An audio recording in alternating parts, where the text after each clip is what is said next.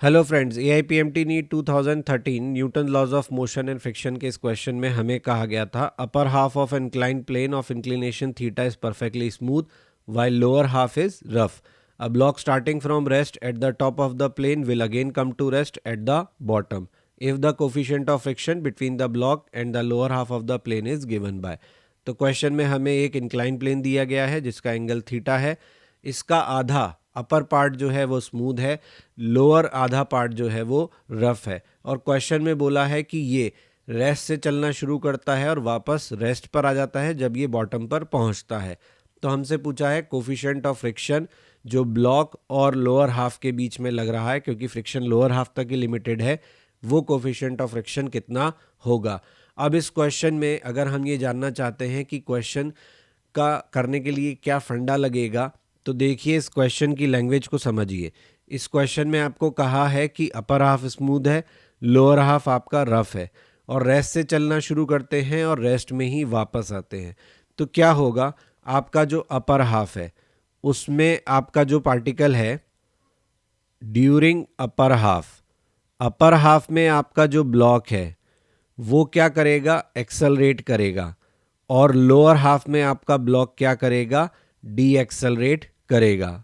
एक बात और समझिए कि दोनों हाफ में आप डिस्टेंस सेम चल रहे हैं, तभी तो हाफ वर्ड को यूज़ किया गया है।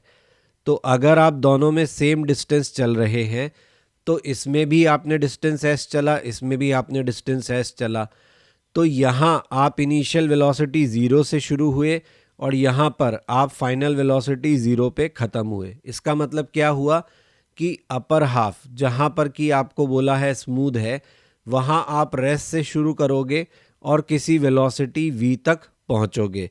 लोअर हाफ में क्या होगा कि आप जब एंटर करोगे तो आपका इनिशियल वेलोसिटी तो v होगा, लेकिन आपका फाइनल वेलोसिटी क्या हो जाएगा, ज़ीरो। इसका मतलब जो भी यहाँ पर डन हुआ, अपर हाफ में आपने जो भी गेन किया, वो सब आपका क्या हो गया, डन कह दो, गेन कह दो, वो सब आपका अनडन हो गया, लॉस हो गया। कहाँ पर, लोअर हाफ में।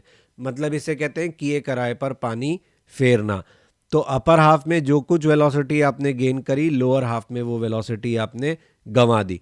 तो क्वेश्चन को करने के पीछे फंडा क्या लगेगा, फंडा सिंपल है। आपको एक्सेलरेशन जो कि आपके अपर हाफ का है उसको आपको डी एक्सेलरेशन के बराबर करना है।